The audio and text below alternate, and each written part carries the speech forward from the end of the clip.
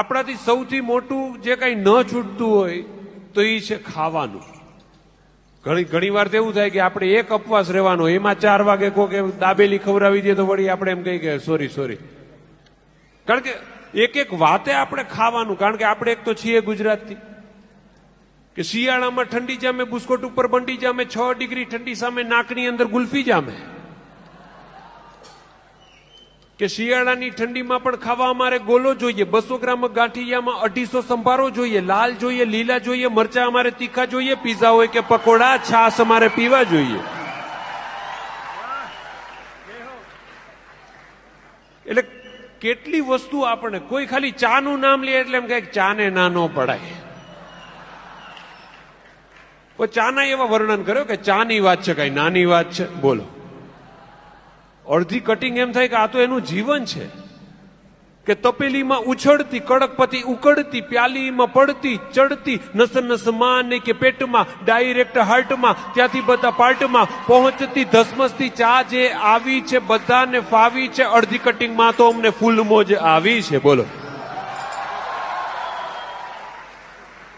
એટલે આવું આપણને જે સૌથી લોભ જેનો થાય એ વસ્તુને છોડવી. એટલે કારણ કે આપણે તો કણ કે જગ આખું રખડીને આવ્યા, ગુજરાત સિવાય કઈ ફાવે નહીં, ચસ્કો એકવાર લાગે કાઠિયાવાડી સિવાય કઈ ભાવે નહીં. કે છાશ અમને વાલી વહાલા ગટગટાવી જવાના, આ એમએલ તમારા ઓછા પડે લીટર માપી જવાના. ફૂડનો મહિમા. અહીંયા આપણે હમણાં અંબાણી સાહેબ મેરેજ કર્યા હતા જામનગરમાં, એના છોકરાના. તો અમુક તો ભાભાવને ખબર ન હોય કે આ કયા સિંગર છે. એ કે આ રિહાણા છે, તો કે રિહાણા છે તોય આવ્યા.